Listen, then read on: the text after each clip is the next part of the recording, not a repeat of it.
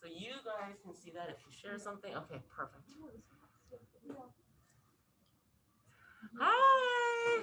Okay, just let me get set up for a second. All right, so we're all seated, right, guys? All right. I don't hear you at the moment, Theanne. I think you're muted. I am muted. I was just checking. Nice. Hear you better. Can you guys hear me? Yes. I wonder if there's a better audio system. Maybe Should I just, can you not hear me well? Well, I can hear you. What about you guys? Yeah, like in the back? Okay. All right. Okay, so let me just make sure that you can share advanced sharing options. I'll make you a co-host too, maybe. That helps. Let's see. Are you guys at Barnard today? We are at FRS, Faculty Research. Yeah. Oh, now I recognize the space. Yeah. And I just handed out their bio leather that they created the first class. So they're all set there. Cellulose, not bio leather. We'll see the difference. But that's to be continued. Yes, you will tell us all about that. I made you co-host. Okay. So you give me one moment. Yeah. What about the lighting, guys? Is this good, or should I turn it on a little bit more? If I do this, is it better or worse? Worse. Okay. All right. Okay, so we're mostly here. We're gonna have maybe 1 or 2 students trickle in a little bit later, but I'm gonna get you started. And they're seeing you through that screen. And then you can share, and then hopefully the audio isn't too bad. All right. Yeah, I think we're good. Hi, everybody. I wish I could see your faces, but so goes life in 2 minutes. When the Q&A starts, I'll turn the camera around. FRS is being used for a lot of things, and there's default computers not here, and I just wanted to make sure I got my computer. I didn't want to mess up with anything. So, but when the Q&A starts, I'll turn it around so you can see some of the students, okay? No worries at all. I like to see the faces. So, hey, everybody. I'm going to share my screen in a second. Let me start actually queuing that up. I'm seeing myself very large, which is pretty funny. All right. So can you guys see my screen? I'm going to make it full screen in a second, but you guys can see, I can see that you can see it. Cool. All right. So let me go to slideshow.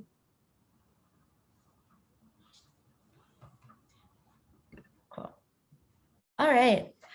So do you still see me on the screen, or do you just see it? Because I have a couple of show and tell things. Can you see things? You can see me, right?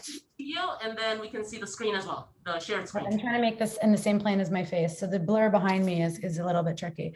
I'm actually going to unblur my background just so because I have some show and tell things for you guys today. So let me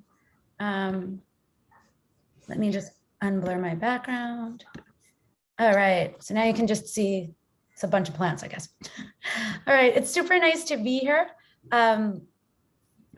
I'm excited.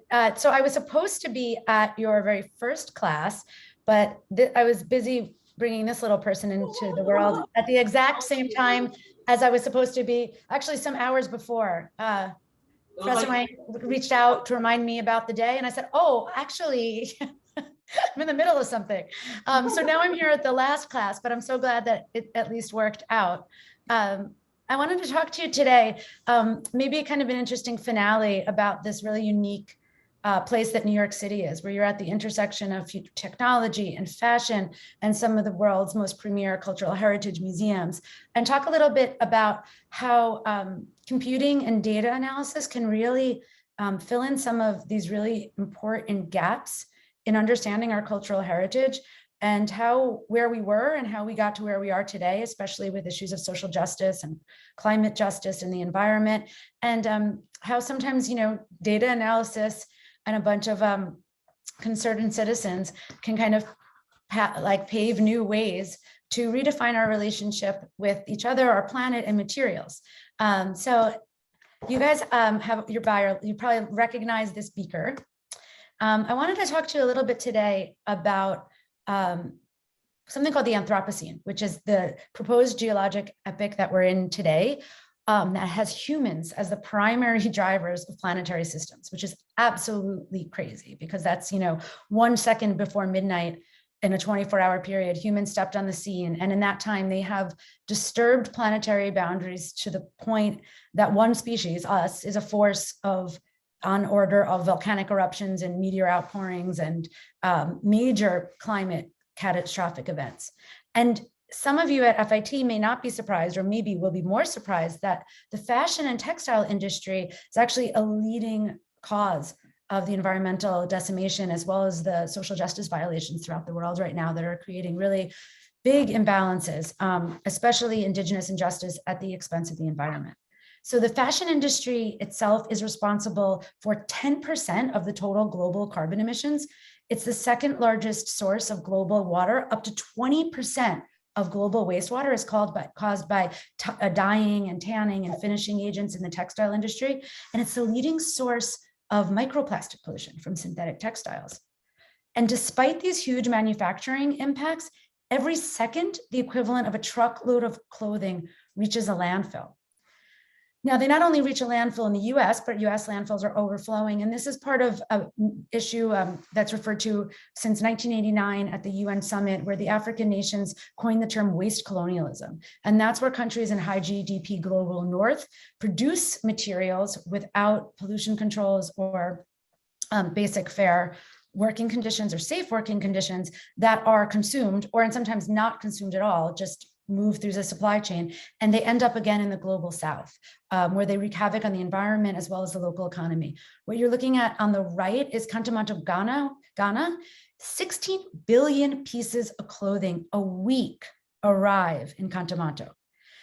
There's only less than 8 billion people in the world, but 16 billion pieces of clothing each week arrive at these, and they overflow the markets, they overflow the landfills, and they get so much that they have to be actually dumped. This is photos I took when I was in Guinea. This is the beach in Guinea where overflow from Kantamanto washes up on the shore, or they're just spilled out and they need to be incinerated. So all the high manufacturing effects, the toxic dyes, plasticizers, tanning agents, they now leach out into the environment and pollute the air, soil, and water in countries that are most vulnerable to climate change, but least responsible for causing it. One of the biggest issues, and maybe you guys have seen in the news coming up, is the leather industry. So tannery effluent, chrome tanned leather, is the single largest source, highest pollutant of all industrial waste. Not only that, livestock, cattle for leather is the single largest destructor of the Amazon rainforest. The Amazon rainforest is currently at a tipping point where it's about to go from a carbon sink to a carbon emitter, because of the deforestation, largely for livestock, for leather. So there's clearly a pressing need for new materials and innovation that can restore our balance with natural ecosystems. And this is something rooted in a circular economy. So we have this linear take, make, waste economy where it's a straight line. We extract from the earth, goes through a whole toxic supply chain, and then all the waste builds up. What we need to do is develop materials that can bend that linear economy into a circle. And a circular economy models the energy and materials flows of nature so that materials are constantly reused and reintegrated. In nature, there's no such thing as waste. Every atom of matter and every joule of energy is completely recycled from one form to another. And to do this, to make global industrialization compatible with nature's systems and through our material economy, we actually are very much inspired by nature and its robust regenerative potential and the way it makes materials. In fact, my research group and I see living cells, microbes, as the fiber factories of the future. In particular, the first week of the semester, you guys worked with something called a SCOBY, which is a symbiotic colony of bacteria and yeast. That symbiotic colony of bacteria and yeast is used in kombucha fermentation. It has been around since 200 BC Manchuria in probiotic healthful beverages. And in fact, it's been being used by humans for both health and materials for a very long time. In 1950, a scientist named Dr. Brown, who was studying vinegar fermentation, discovered that a pellicle grew. And since you guys have grown the material the first week, what the yeast and the bacteria that eat the sugar sources actually there's a wild strains of yeast and bacteria that have been in nature, and they're responsible for vinegar fermentation, where they take the sugars and they break it down. And part of that breakdown process, those yeast and bacteria are actually converting the sugars in rotting fruits and vegetables and lots of other naturally occurring organic materials. And through a 4-step process, they turn those sugars into nanofibers. And this is what it looks like, a time lapse under the microscope. So the little like oblong creatures are bacteria, and they're in a nutrient dish of sugar. You guys used a sweetened tea and nitrogen.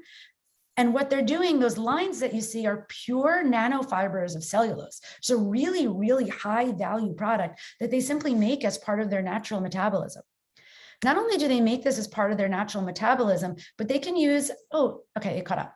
They actually can live on a really diverse number of nutrient sources. So that allows the food for these bacteria that can grow us these really high value materials to be extracted from agricultural waste streams. And so what I'm showing you here is 2 different beakers. You guys grew this nanocellulose and it floats to the top, but when under aerobic conditions, the bacteria fed the nutrient media, which looks like this color T here. In beaker A, we have sucrose, table sugar, and B is fructose. And these are just the food sources for our bacteria. And you can see that they do very well with both food sources. They seem, and there's a time lapse. And so this is what was happening while you guys were moving between Barnard and FIT and through all your courses for the semester, that over those 2 weeks where the pellicle grew, the bacteria in this liquid media, through a 4-step enzyme process, were biosynthesizing nanosellulose from the sugar. The nanosellulose fibers that you saw in the last video find each other because they're electrically charged, and it lowers their energy to find each other, and they self-assemble into these pellicles, which is this 3-dimensional hydrogel, which goes to the top of the beaker because these are oxygen breathing bacteria. So they kind of build themselves a boat that they can live in. They can go to the top and get their oxygen, and at the bottom, they can get their food. And that hydrogel 3-dimensional structure also protects them from UV radiation and from drying out. All right. So here's kind of the science summary of what you saw. The cell on the left, this bacteria cell, takes a sugar molecule and through a series of enzyme processes, makes nanofibers of cellulose. And under the scanning electron microscope, this is what it looks like, a dense nanofiber mesh.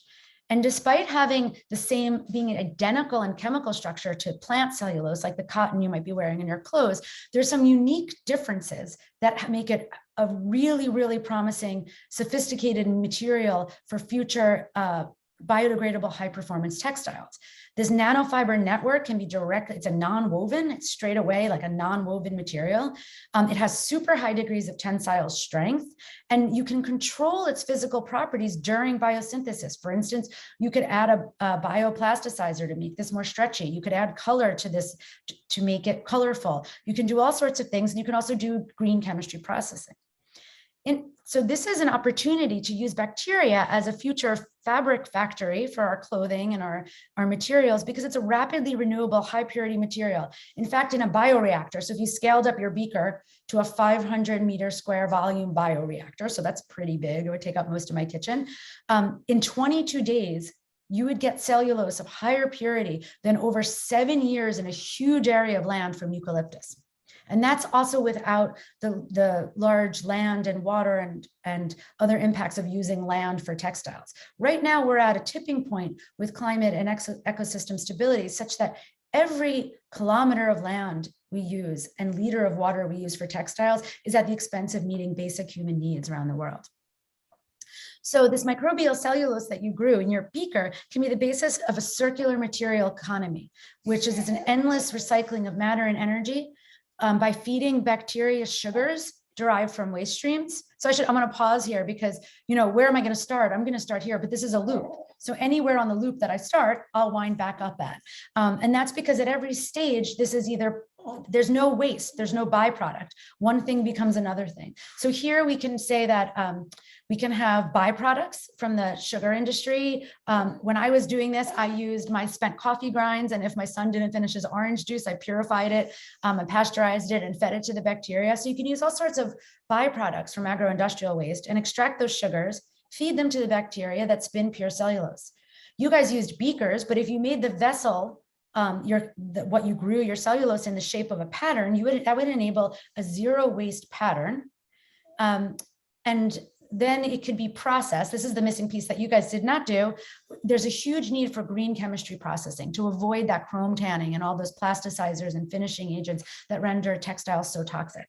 Your product at the end of its useful life could be backyard biodegradable to bring nutrients for healthy soil that could grow more food, and those food scraps, et cetera, could provide sugar for the bacteria. This is an example of what the nanocellulose looks dried. This is not treated, so you can see it's kind of wrinkly and papery. So do you guys have your dried cellulose with you? Yes, they all have them with them, yes. How does it feel kind of papery? Yeah. What does it feel like? Fruit leather. It feels kind of like fruit leather. I think it's still got a lot of sugar in it, right? You guys didn't rinse it or do much to it. Yeah, most of them look like, somebody said it looked like a burnt potato chip or something like that. Yeah. All looking kind of in this kind of fashion. Right. Okay, so those look pretty good. But, you know, what you guys, you still have all the sugars and the acids and the tea in there. So they probably smell a little bit vinegary and feel a little sticky. Is that right? Yes. All right. And when you purify the cellulose, there's an issue with, so this, you can see when it dries, it looks like a fruit leather or leather. So you can see this kind of, the first time you make it being like, can this be used as a textile or a paper? And in fact, it is often used it's coming up as paper without trees, that you can kind of grow this to be a paper. However, like most untreated biomaterials, like including leather, think about a hide, not that you guys, handle animal skins very much, I'm assuming, but untreated leather before that chrome tanning or the processing of leather that makes it so toxic, if you were not to treat it, you would get a thin piece of leather would be very much like a parchment paper from like ancient texts, and a thick piece would be kind of like rawhide. It would be, not something you would wear as a leather. And there's really a pressing, and the same is true for all these kind of emerging biomaterials that have a lot of promise for a circular material economy, is that when they're untreated, because they don't have a controlled hydration state, their mechanics are really not stable. They're either gummy or they get brittle and they change between states. They also swell really easily. So if you were wearing something, your sweat would make it swell up and the seams could fall apart. And so there's this really pressing need to develop green strategies for these kind of emerging biomaterials to have their place as high performance materials.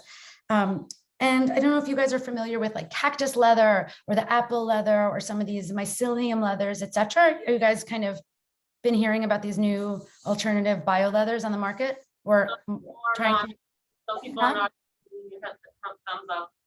Thumbs up? All right. Well, there's a caveat with each of those materials.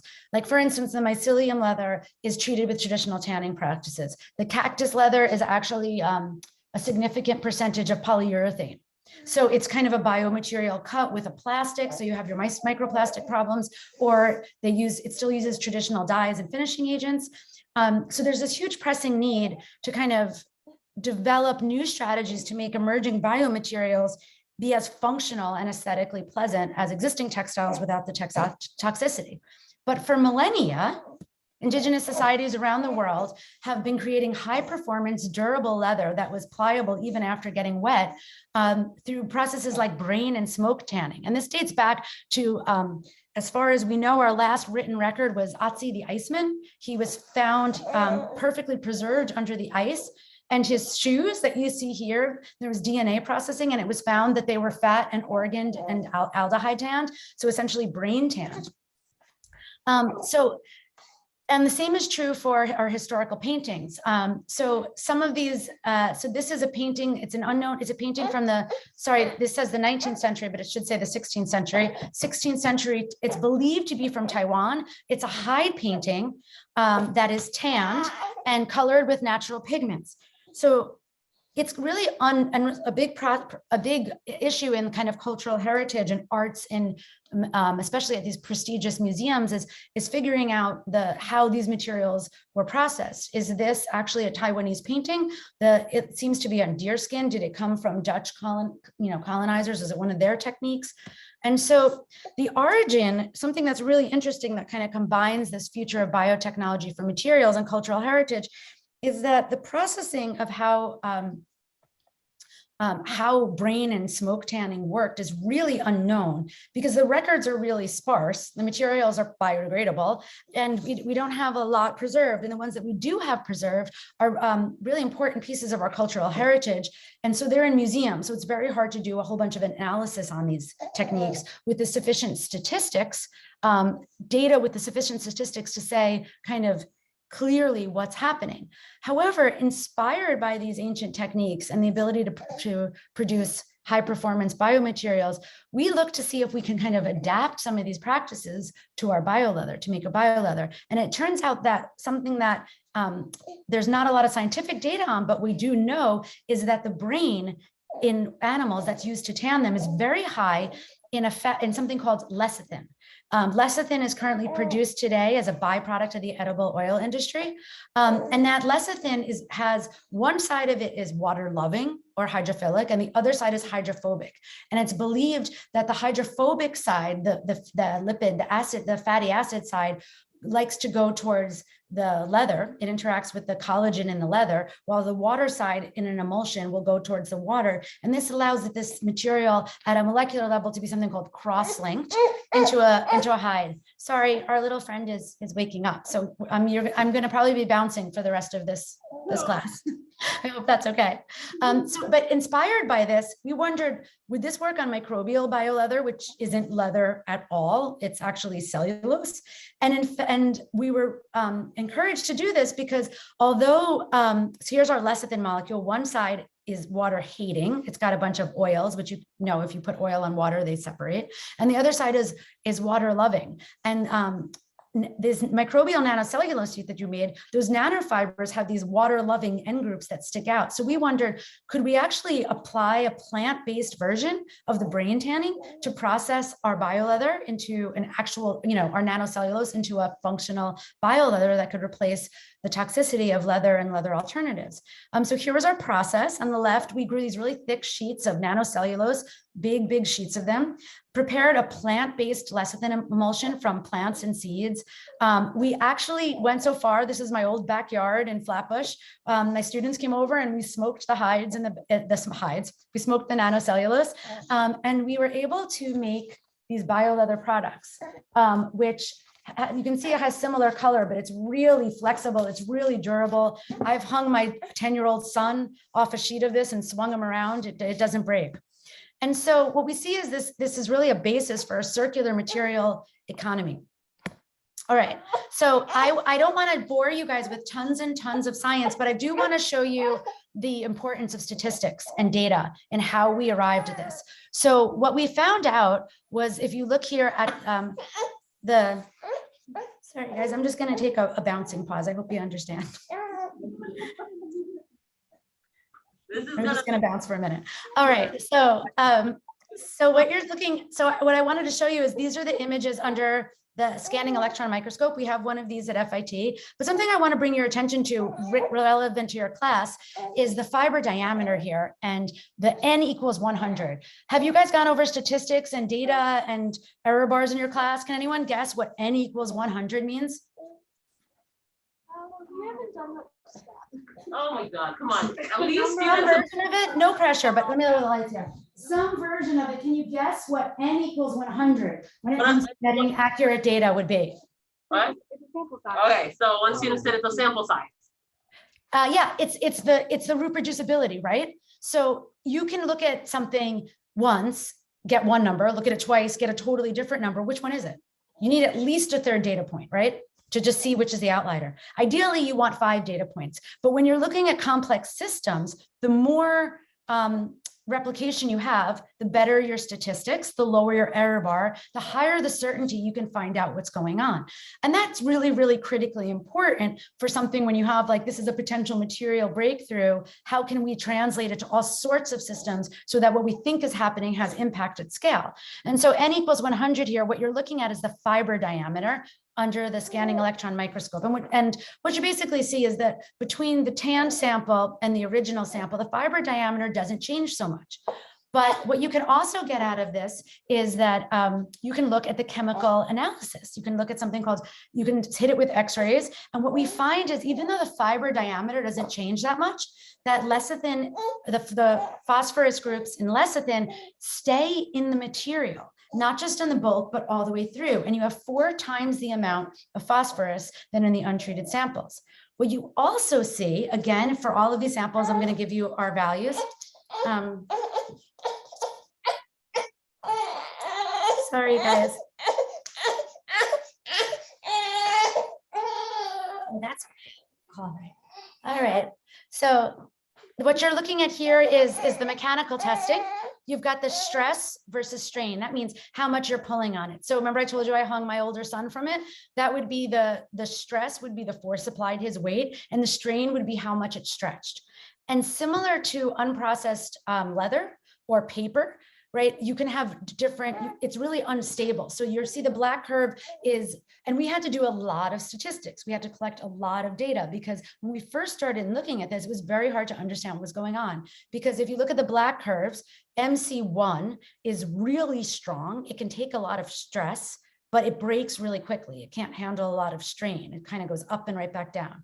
And then MC2, this other black curve, is not very strong, but it can be stretched really far. So we were trying to when we were trying to compare the effect of our treatment, it's really hard when you have 2 different sets. So we actually did about 50 different data sets for this. And we found that there was actually either that it fell into 2 types. The material was either overly dehydrated, which you might see for your samples in a couple of weeks if you don't keep it in aluminum foil. If you guys, I would say, one thing you can do is cut your material in half, put one in a Ziploc bag in controlled humidity like the refrigerator, leave one out on the table. You'll see that one gets really crunchy and brittle and the other one stays intact. When you change the hydration, it's really unstable. You obviously can't have that for a textile. So, but the blue curve here is our lecithin tan bioleather, and that has good strength. It has take a lot of stretch and really good stretch without breaking. And the most important thing in terms of data is we saw that this value just was reproduced over 30, 40, 50 samples, and we didn't have this 2-state thing. So what we saw is the lecithin tanning actually not only improves the mechanics, but it stabilizes the mechanics, which is critically important. The next characterization we wanted to do is we looked at X-ray diffraction, which tells you how crystalline it is. And we didn't see very big difference in the spacing between the cellulose or how tightly or how crystalline it was. And so we're like, well, what could be going on? And we looked into the literature, and it turns out for other materials of phosphated or cellulose with phosphorus in it, at low concentrations, you can have this strange, really big increase in ductility or flexibility and strength without changes in kind of how crystal the structure is. And so that made us really curious about the phosphorus. Something else that's really exciting about phosphorus is that phosphorus is potentially a non-toxic flame retardant if you can derive it from a non-toxic source. Flame retardants are one of the most toxic and pervasive chemicals in American society. It's present in 98% of American families, with rates higher in children. It leads to attention deficit disorder, endocrine disruption, autoimmune diseases, and even cancer. So we wanted to check the flame retardants. And what we found was that our lecithin treatment under a 3,000 degree Fahrenheit flame, so a 2,000 degree Celsius flame, the material does not ignite. Remember, this is essentially paper. It's cellulose. This is wood or paper or cotton. It absolutely deflects the flame. We saw this and we thought, well, let's just check our flame heat. We know what the fuel source is. So we brought in an aluminum brazing rod to see, what does it do with metal? Just going to skip a little bit ahead. And when we bring in, after 45, 50 seconds, we bring in this piece of metal and it melts instantly, while the cellulose still continues to absolutely deflect the flame. It doesn't carry the flame down at all. Oh my God. Extraordinary to us, because you can think about all these flash fires, all these, the huge fires, climate change, all these things, this is now a non-toxic flame retardant material grown by bacteria. Something that really blew our mind after that was after we removed the flame, under that char, the bulk biomaterial was still intact. And what turns out was through lots and lots of data and lots of statistics. You can see our plus or minus is our error bar. Here we have n equals 5. We looked at our samples, each sample 5 different times. What we see is that the phosphorus treatment actually redirects the pathway of how cellulose combusts. So it forms a char instead of eating the material away. And that lets that insulating char protects the material from further, it protects the material from further burning. All right, I'm gonna come ahead. This is the maybe one of our final pieces of data, but maybe before I go on, are there any questions? Because you've kind of taken in a lot of information already to date. Any questions, guys? Is that related to, I remember it was a while ago when I watched your TED Talk and you were wearing those kind of like seaweed based shoes. You were talking about how like high temperature you used to try to burn it and it didn't like burn. Is this the same mechanism? Yeah, and I can confess that for those sneakers, we were further along in our research. It's exactly the same material, very much the same process, but we actually used a brain. So my students went to, sorry for people who are horrified that, I didn't suggest, nor I encouraged curiosity. So they wanted to know if it worked. We were looking into like indigenous tanning methods, and they went to the Esposito brothers. They went to the butcher, asked if they were throwing out any organs or brains, got a brain, tanned them. And so that TED Talk was in 2000, I believe it was in 2017. It was October 2017. So we're looking at 4 years ago. What we saw, that was our positive control. The brain and the smoking actually worked. And so from there, the last few years is developing a plant-based version. So we spent the next few years figuring out like what's in a brain, right? We're not going to go, we're trying to make an animal-free, toxicity free. We're not going to go around hacking up brains and rubbing it on our biomaterials. And so it was the last few years of research have been what about, and this is actually a perfect segue to where we're going with cultural heritage, is what did the brain do to that material? Because if we could understand the underlying chemistry, then we can replicate it with a plant-based version. And that's how we got to this lecithin sunflower kind of emulsion technique. So we've derived a plant-based version. So what you're seeing is the result of tons and tons of data collection, because we had to hypothesize what the brain was doing, then do all the experiments to prove that's what it was doing, and then find a plant-based analog to replicate the properties. And eventually, 5 years later, we did. So that's kind of the results of the work you're seeing here today. So one question was, what is brain tanning? So brain tanning is a very traditional technique. And so, indigenous cultures around the world, I mean, they're the ultimate in ecological stewardship. Nothing is wasted. They lived in completely circular societies, circular material economies. There was no such thing as waste. Sorry, I'm going to actually grab.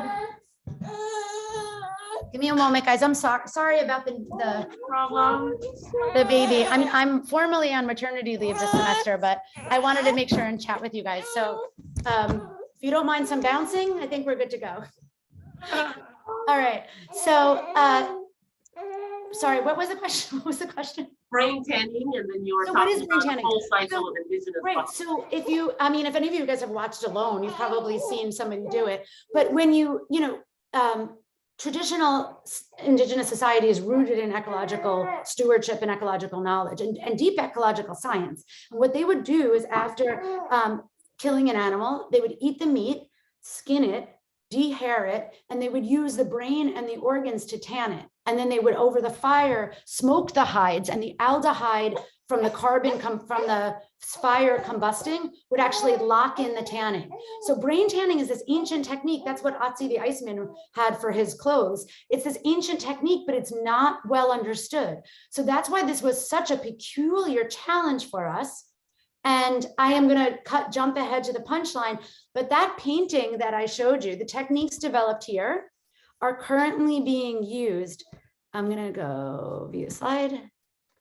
So I'm going to jump to my punchline, but something that was really exciting is when the work that we've done and the techniques we developed that I'm showing you here today through all that computing and all that high powered data analysis and all that reproducibility, we are currently using the techniques developed here for the bioleather to find the origin of this painting in the Met collection. So now we have a collaboration with the Metropolitan Museum of Art and the research scientists there. And we're using the techniques developed to understand a little bit, help them understand a little bit more about brain tanning and the processing, because it's such an important part of our cultural heritage of processing materials, especially, you know, these incredible, we have many, many incredible works of art that are really part of our sort of internationally, our human history. So that is the little bit where biotechnology is meeting cultural heritage, but there's other places it's meeting cultural heritage. So I'm going to continue and then maybe take another pause for questions, unless there are any now. Any questions right now? No? We're good. All right, so I'm a physicist by training, and I realize that not everybody loves atoms as much as I do, so I'm going to spare you the details. But we used one other technique, two other techniques. One was looking at their chemical techniques that allow us to look at the molecular structure of the materials. And the first one is something called X-ray photoelectron spectroscopy. And the bottom one is FTIR, which we have actually now at Columbia in the science labs. But what that lets you do is get like a molecule level picture of what's happening. So the black curve is the cellulose that you guys grew nominally, and the blue curve is the tanned. You can see that there's chemical changes. And through lots and lots of data and lots of computing, and part of this computing is building models, right? So one of the things we have to do is go to a library. And thanks to, you know, the scientists before us and the data analysts before us and all the computing power, we have these really nice libraries of features. So, you know, what is this bump here? Well, we can actually model this and use some of our, you know, really nice modeling capability and data analysis capability to figure out what's changing on the molecular level. And we did, and we found out specifically that the treatment actually changes, much like tanning leather. It changes the cross-linking between those nanofibers, but in an absolutely non-toxic way. So it is so non-toxic. I'm gonna go, oh, let me not, that it's biodegradable in natural soil environment. So despite that high strength and that high performance, within 60 days in soil, the samples lose the majority of their initial mass so that they can re-enter the soil as nutrients and thereby promote the carbon capturing potential of the soil. So have positive climate impacts. And you can think of these as climate neutral or even climate negative materials, because when they're in they return to produce healthy soil, and that soil is able to sequester, to capture the amount of carbon used in their creation. But let's go back to the cultural heritage. So something, as we talked about, the textile industry is the second leading source of global wastewater from dyes and finishing agents. But since antiquity, again, we have all these really beautiful colors. We know ancient textiles are gorgeous. They're flexible, they're strong, they're pliable, they're beautiful colors. And these are all from the natural world. They're all from combinations of plants and minerals and fats from animals, etc. And what you're looking at here is this broad color palette on the microbial bioleather obtained with natural dyes, both culturally important, culturally important historical dyes like indigo and madder and cochineal that have long histories connected to our cultural heritage, as well as waste to resource strategies like onion skins and black achieved with the black I achieved with my spent tea bags and a chemical reaction between the tannins in my old tea bags and the iron and the rusty nails in my backyard after we did some construction. Something that I talked to you guys about in the beginning when I showed you that circular low waste diagram is you can actually grow properties into the material. So we've actually grown color into the material, and we were commissioned, I was commissioned to help to do some bioleather bags for that brand Telfar. And what we did was we wanted to use this as a platform to show our zero waste. So instead of the mason jars you used, we built a vessel exactly to the pattern of those mini bags. We added the cochineal direct dye bath directly to the growth. And we came up, and these are the prototype bioleather bags that we developed. I showed you the backyard biodegradable. Okay, here's something I really, really want you guys to take away. I mean, this class, from what I've heard, has been, I hope you guys have really enjoyed it. You've got incredible instructors, but the bits I've seen of it, I wish I took this class. It looks amazing. But here's where like data really, really comes in. And it's critically important for having, for developing a circular materials economy and transparency around sustainability. So we wanted to understand, is our bioleather actually lower impact, right? And there's computing tools to do that. There's a tool called life cycle impact assessment. And that looks at, so what we compared was the manufacturing impacts of leather, cotton canvas, synthetic leather, or polyurethane coated textiles, also called vegan leather, to our biotextile. Sorry, guys. Are you guys, is it distracting? Or are you guys doing okay? Should we take a pause or can you? If you need a pause and take it, please. Yeah, we're okay. If you need to take a break, take a pause, we can wait. I'm going to turn off my video. Just give me 2 minutes. I'm going to try to settle the little one. Apologies, I'm home on my own, so I don't have another grown up to pass him to. Just give me 1 moment. Okay. Thanks. Maybe I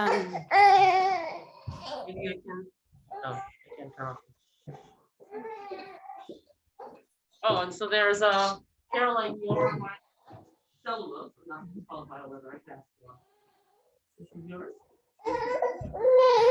No, you can flush them all.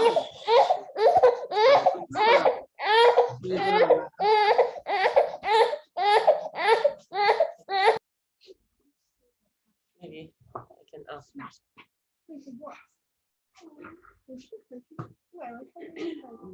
I guess the one that's left is Lily's. You can read.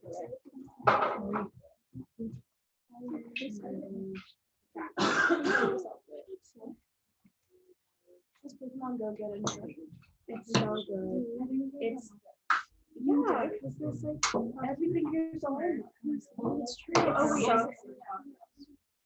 No. The landmarks just turned into Pokemon, but more stuff.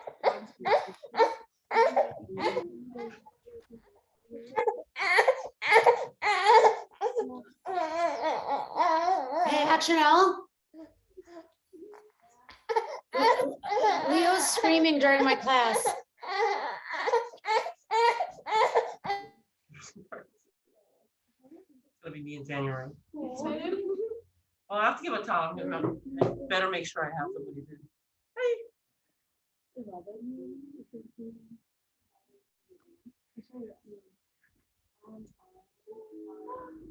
pretty. Wait, are there flowers?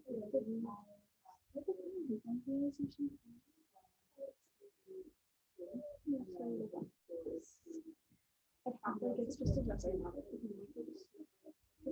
I was in another talk that she did, and she was showing I can get all these natural dyes from like onion skin and all these things in nature. It's pretty incredible.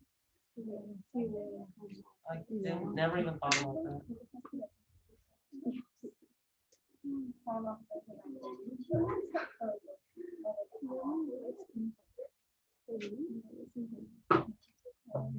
Oh, quick reminder. So remember, you guys, you have to do 2 self-reflections or reflections of a reading since like the midpoint, whatever that was. So 2 more. Okay? And then do we just have to do an artist statement for projects?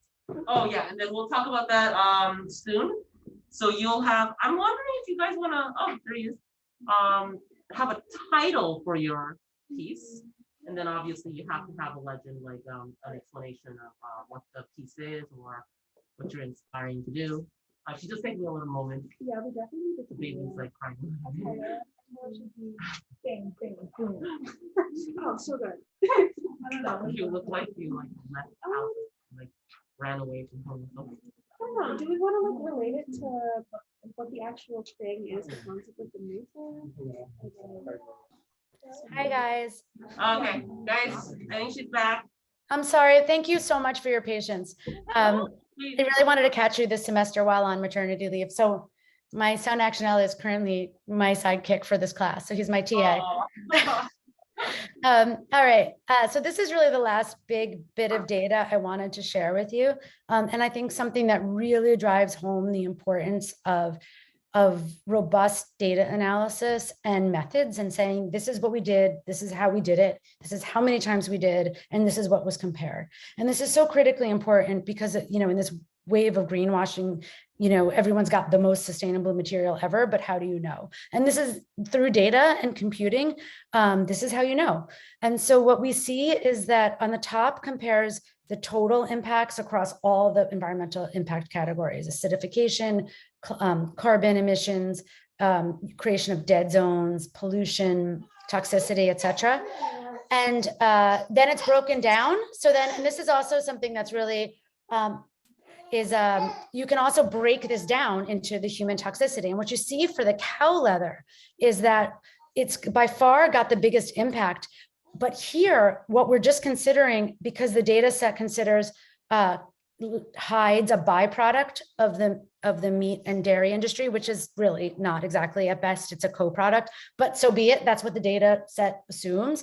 All we're looking at here is the chrome tanning effects, because the actual raising of the cow is not included, and the land and water impacts. And what we see is just chrome tanning of leather makes it so the biggest impact by far, even worse than synthetic leather. However, synthetic leather does have a huge global warming footprint, right?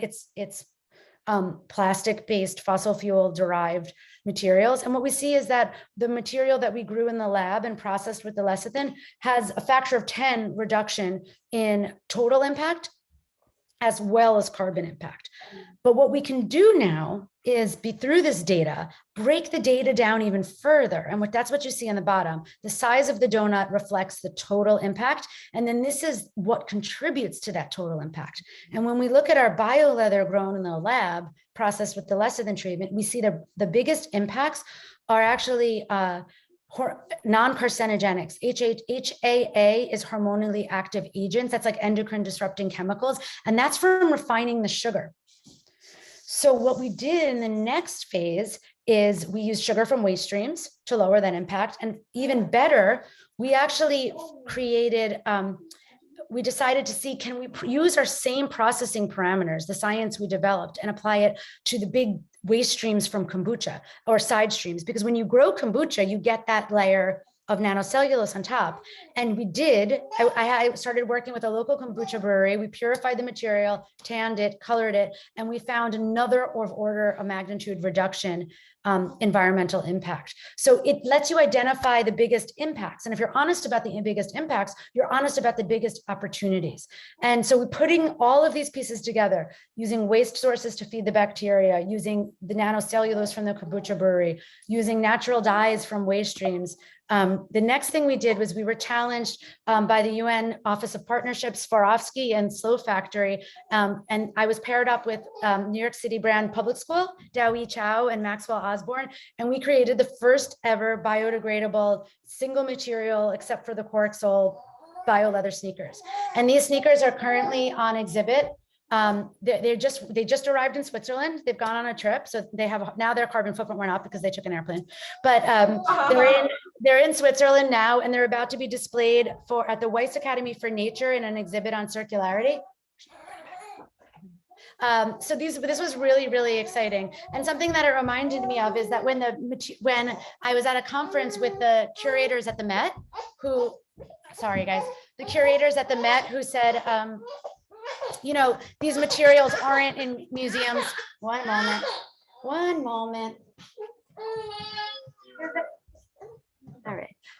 All right. So when the curator in the museum gave the first talk and introduced me, she said, these materials aren't in the museums right now, but one day they will be. And one day, and because we have all this data, and because we have all this information, we won't be backtracking like we are on the brink. Whoops. Okay. So, the kid's really stealing my punchline here. He's really stealing my punchline. All right. So what she said was these materials aren't in museums. Really, mister? Sorry, guys. 1 moment. Maria, you're going to be in this boat soon. I know. I totally. Oh, hi, Leo. Oh, so cute. Just about to get to the sunshine.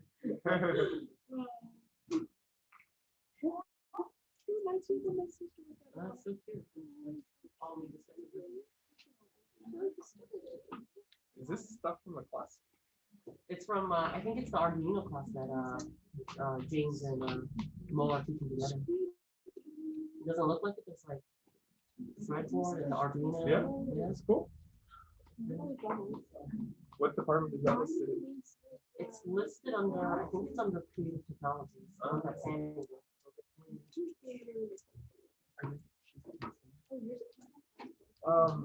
What, no, not Leah. Caroline, Yeah. your floppy disk will come Tuesday. Okay. Is that too late for you? Okay. Apologies for the delay. Floppy disk. And Leah, do you have a power supply that I've already given you? Oh, thank you. No. I did not give you a power supply. No, because it was working Okay. just like based on my laptop, and then I think we discussed it's like having it wired and plugged in somewhere. With that many lights, we're probably gonna want a second power supply. Yeah. Okay. You might want to schedule a time that you can come into my office and we can work on power. Okay. It's fine for like work with, but we probably want to wired up properly. Your time on Wednesday? A little bit. I could have some time. Okay. We'll talk later and try and figure out the time. Oh, I'm meeting with way too much.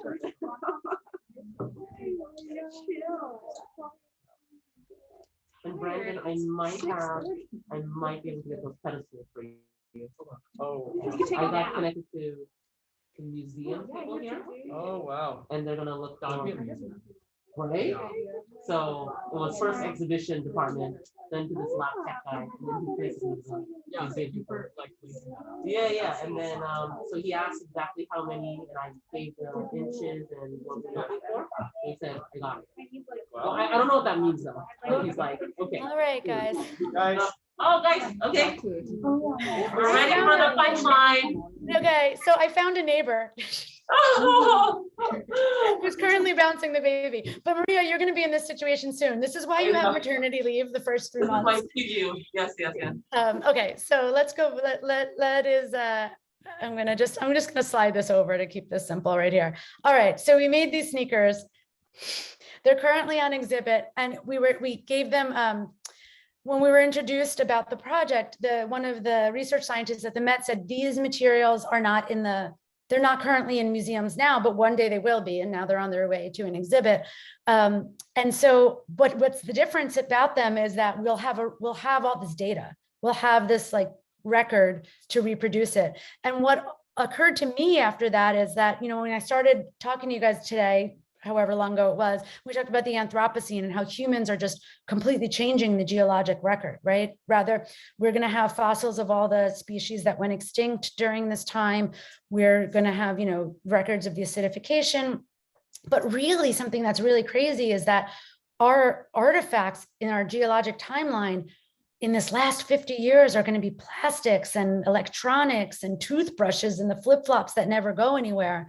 And there was something in that panoply of ideas from going from culture, biotechnology looks back to cultural heritage, which interacts us with the museum.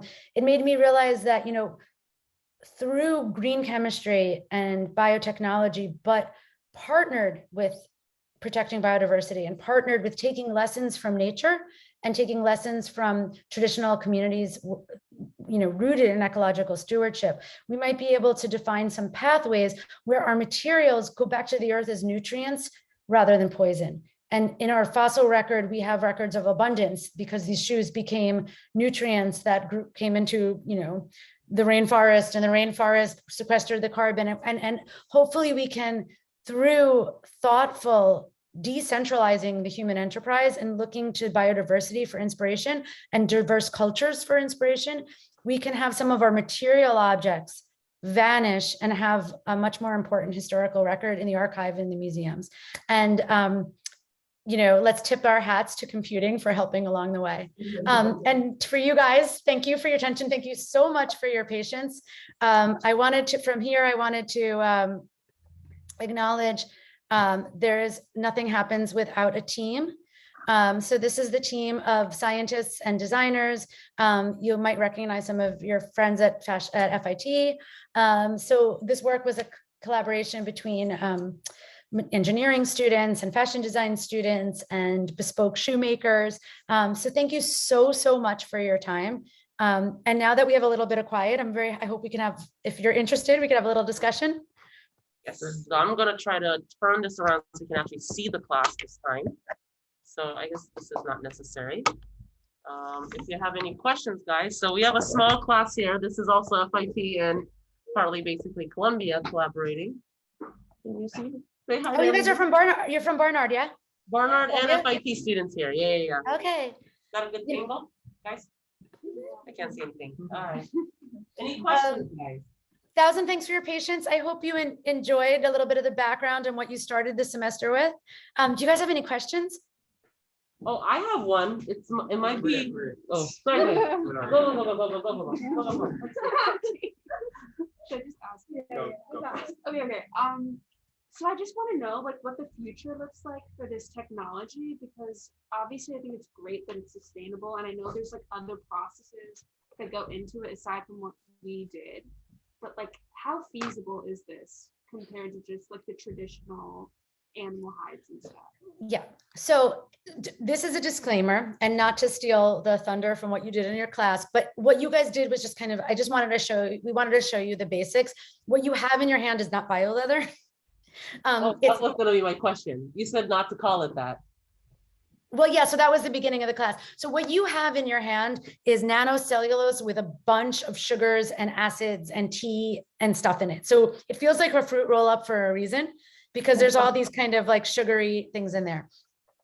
What we do to take it into a bioleather that really does feel like a leather and has these kind of performance properties, and those sneakers have like a very luxe feel. The black in those sneakers have a really luxe feel.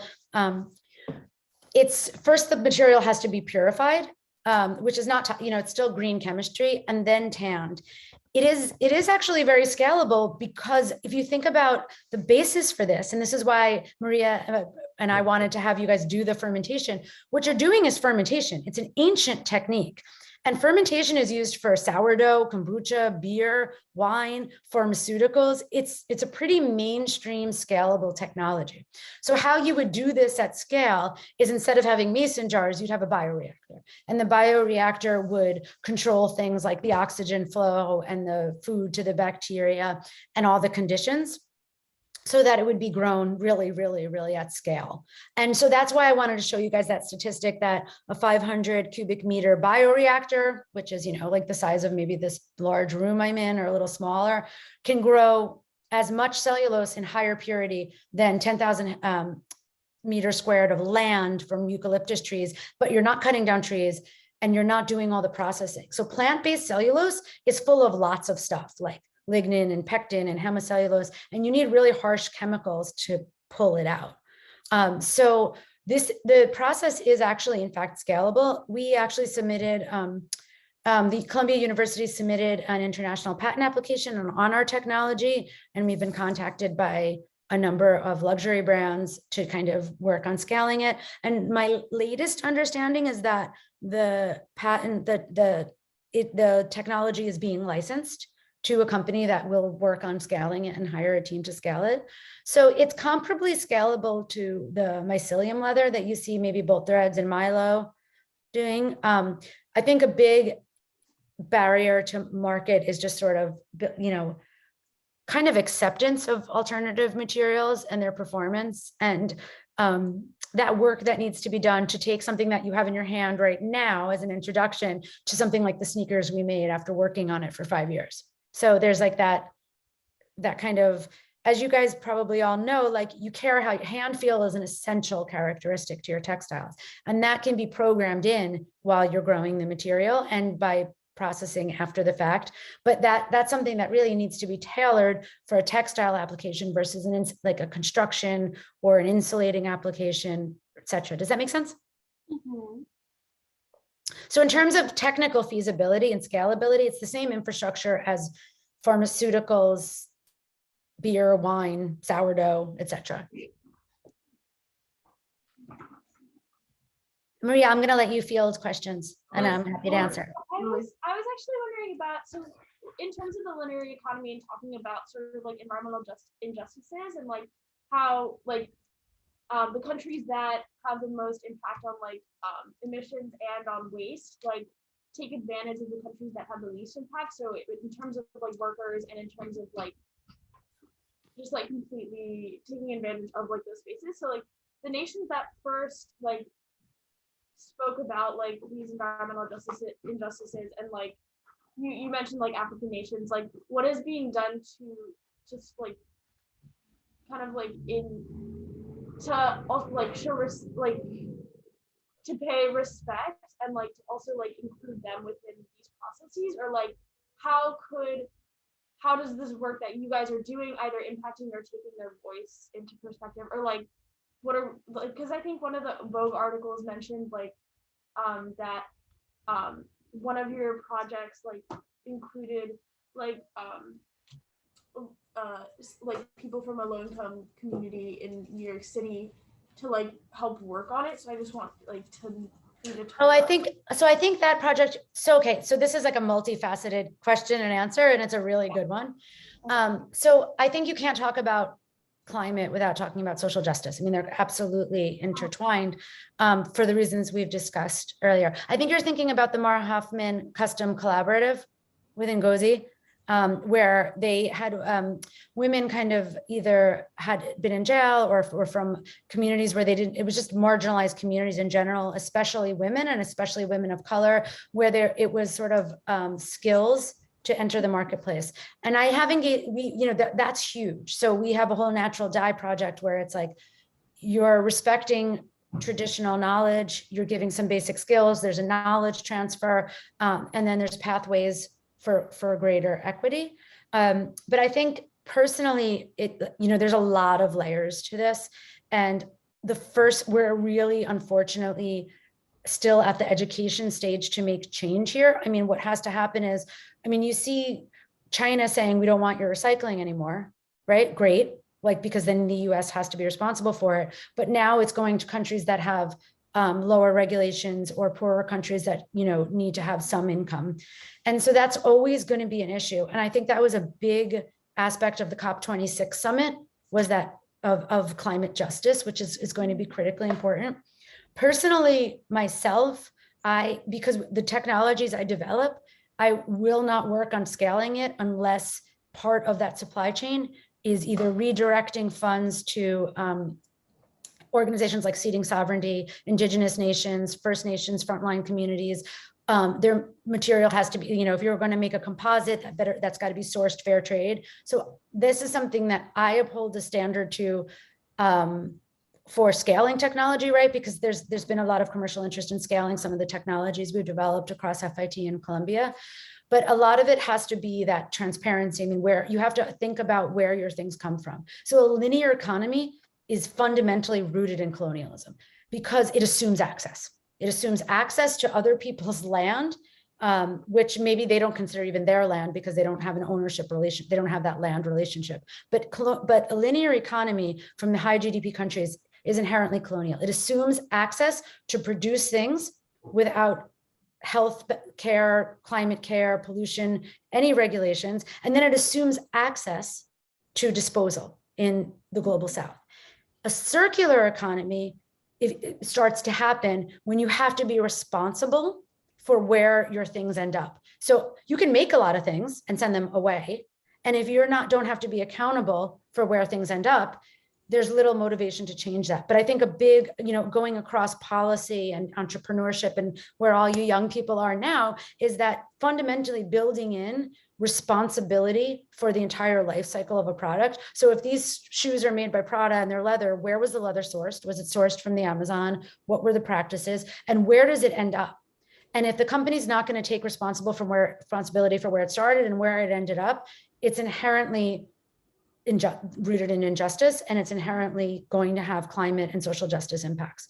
So I think the biggest thing that we can do from both a policy point of view, a consumer point of view, is sometimes taking that stance about, that traceability. And that's where the life cycle, and again, going back to the data, is so important, because we can actually show where things started, where they went, and what were the impacts along the way. Does that answer your question? Yeah. Thank you. Carolyn, you have a question? Yeah, I don't know if she can hear me. Can you hear me? Yeah. Because sorry, I came in a bit late, so I'm not sure if you talked about this much, but in terms of the scaling and the industry, and because there are a lot of machines that people have spent millions of dollars on. There are the factories, there's the whole infrastructure. Is it too early to delve into that? No, no, not at all. In fact, any kind of new technology is going to have a huge market barrier if it's not going to fit with existing textile infrastructure or material infrastructure. I think in the last 6 years, we've developed 3 different technologies in my labs, which is an algae-based leather, which spun off to the company AlgaeKnit, this microbial bio leather, which is being licensed now. And then I have a startup wearable, which there's never enough time to talk about everything, but which is DNA programmed color and stretch and performance into biodegradable fibers. And that's using the DNA sequences from nature, making those DNA sequences in the lab that code for color or stretch, and embedding that into a fiber. All of those from the bottom up have all the R&D is thinking, how would this fit with existing textile infrastructure? Because if it doesn't, the cost to enter, you have to raise so much money to build a whole new facility, you're never going to actually make an impact. And a big issue is the climate urgency of the climate situation and the need for new materials and the long time frame to market. So the technologies that I'm working on, and that's where FIT is a very special place, because you kind of have this top-down knowledge of supply chain and then this bottom-up assembly of molecules. And that's sort of where I live, kind of bridging the space between nature's building blocks and working with natural systems in a biomimicry kind of perspective. And then also having that, well, this has to be compatible. So both the microbial bioleather and the other technologies, the industrial fermentation can be done at scale. The processing can be done at scale a lot. In fact, the bioleather processing, the way we make the sneakers and the handbags, it's very similar to how leather is processed. It's stretching, it's rollers. It's actually in that way, a really similar non-woven material. It's got its differences and those have to be worked around, but we've used industrial sewing machines to stitch the bioleather. And so that's an issue, but it has to be thought of. And it's just to make sure it's compatible with existing infrastructure. So when we make our fibers that are either algae-based fibers or, our biopolymer fibers that have DNA programmed color, that dope goes, like all our bench modeling is compatible with existing like industrial spinning processes. It's just a model system for it. So all our lab work we make as a model system for scalable technology. Otherwise, like you're having fun, but you're just kind of like, there has to be a balance between just pursuing your curiosity and impact, right? So you have to kind of bring that thinking in from the beginning. Oh, so ideally we could go in and maybe straight off use the actual machinery there or slight modifications. You shouldn't, you have to use the existing machinery. Otherwise it's too expensive to build new textile processing machinery is millions of dollars. Millions of dollars. And that's a startup company's, first round of seed funding right there, which they would use to build their technology. So if you're using it to rebuild infrastructure, you're not going to have an impact in the time frame that we need. Nice, thank you.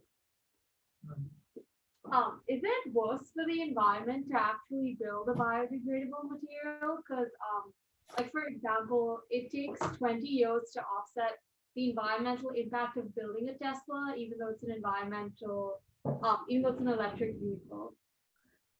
Right, but that's not a biodegradable material. Teslas are so iPhones, cars, mined materials. huge, huge impacts. And the materials in Teslas and in iPhones don't come out of the earth as that material. They come out of that earth as a stable oxide version of that material, which you have to use a lot of electricity, heat, chemicals to break it apart and have it function. So a lot of our iPhones, so when we were talking about the Anthropocene and marks of a new geologic epoch, in the last 30 years, humans have made 208 new minerals.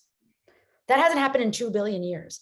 And that's because when you have all our like sexy exotic phosphor screens and all these exotic compounds that never biodegrade, e-waste, it gets weathered, it gets oxidized, you know, they're just dumped outside. And then these new exotic compounds form. That's definitely not good for the environment. That's definitely not a circular system. You're talking about a material, you know, a Tesla, if powered by sunlight, if the battery is charged by sunlight, okay, you don't have the fuel offsets.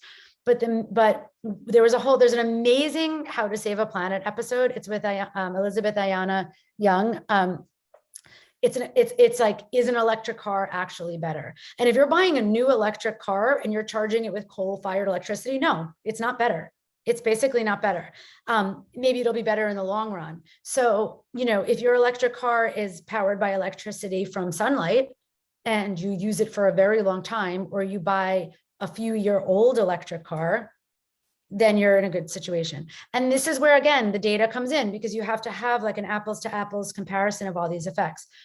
Going back to your question, biodegradable materials are better for the environment, because what and when I say biodegradable, I don't mean like PLA that you send to an industrial processing facility with high heat and pressure. I'm talking about backyard biodegradable. So if a material is biodegradable in natural soil or aquatic environment, that means that so I told you, you know, enzymes build up these materials in the cell the bacterial cells you worked with. Those cells use 4 enzymes to take sugar and make cellulose. In soil, other microorganisms, happy soil is filled with microorganisms, and those microorganisms secrete enzymes which break apart biopolymers. And when those biopolymers break apart, they become nutrients for healthy soil and a healthy ecosystem. And healthy soil has 3 times the carbon capture potential of the atmosphere, and it has the potential to offset 23.8 gigatons of CO2 a year.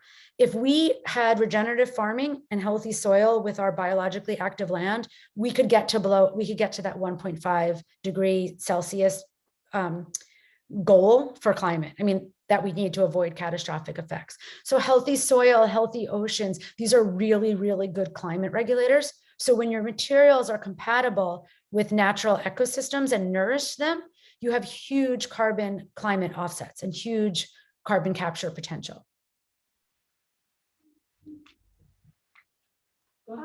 So I think we've talked just only about it being used in like fashion and accessories. Can this technology be applied to other fields? Oh yeah.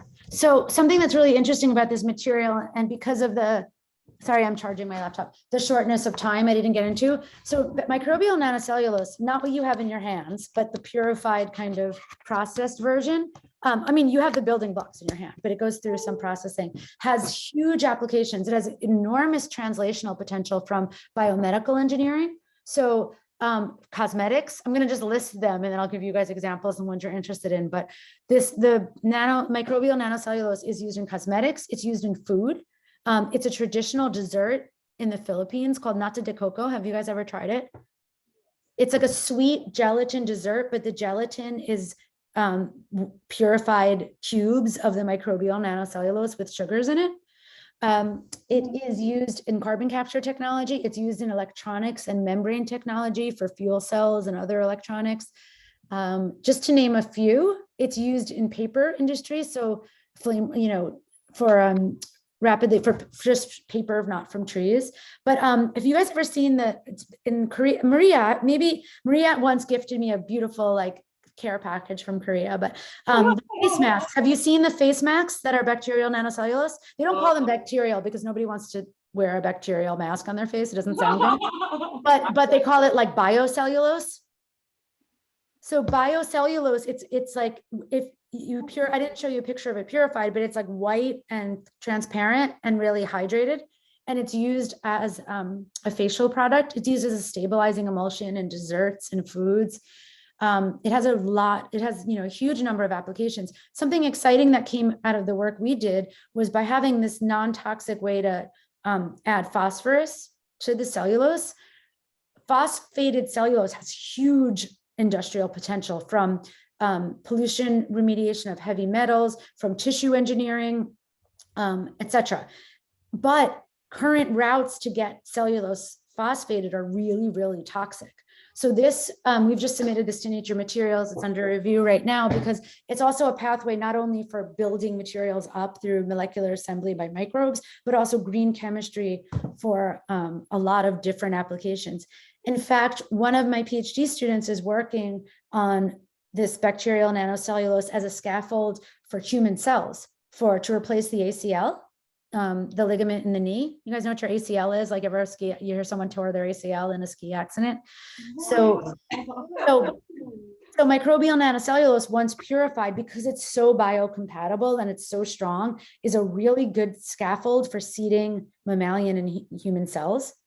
And so one of my students is leveraging that, worked on this with me, is now we purify it and we're using it to grow mammalian cells for surgery. So whenever you have like an artificial tendon or ligament, you need a biocompatible scaffold, in this case, then microbial nanocellulose, and then you seed cells on it, your own cells. And then when those cells grow, now it's just kind of like a framework for your cells to regrow an organ. It's very cool. Actually, it's very, very cool. We're pretty far away from arts and computing in New York, which I'm okay with, but Maria, if you need to dial me back out of the rabbit hole, just let me know. Okay. Sounds good. Which industry do you think has the most potential to completely transfer to using biodegradable resources? Every industry? No, that's obviously not true. I mean, not computers, not medical, biomedical, like wound dressing, yes. Tissue engineering, yes.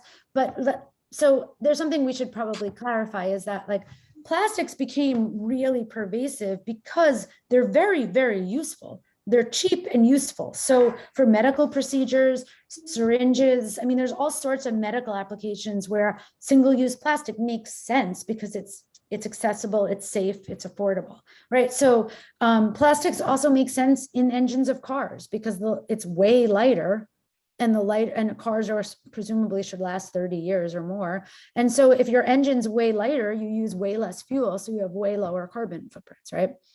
So I think textiles, I mean, we have thousands of years of beautiful high performance textiles. They may not be the aesthetic you want from Otzi the Iceman, but nonetheless, we have that technology in biomaterials. So I think textiles are a huge place.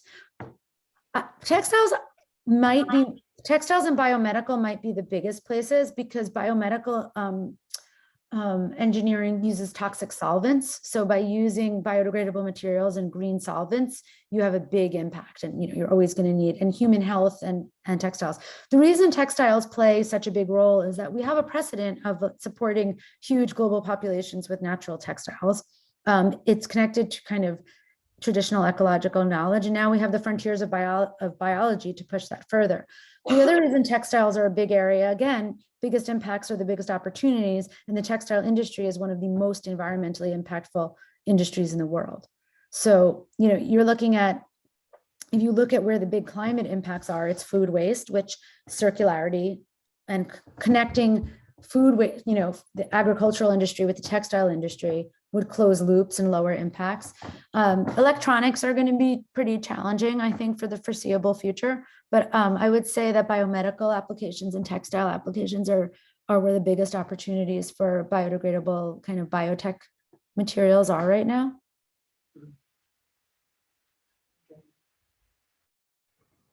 Any more questions, guys? All right. Okay. I know the technology and the audio wasn't super great, but everybody say thank you, Theanne. Can I say hi to Mark? I haven't met Mark in at least 2 Where days. is he? Is Mark here? Hi. Hey, Mark. That Hey. was awesome. Oh, thanks for having me and thanks for your patience with a fussy baby. I think that's like the longest I didn't give him attention in a while. So he's really, really complaining. But I hope you got something out of it. It wasn't too distracting. And thanks for your Not at all. patience and your Not attention. at all. It was wonderful. Not at Thank all. you. It was really good. All right. All right. Say hi to Leo and Axial Nail for me. Everybody be well. Thank you. Bye. Bye. All right.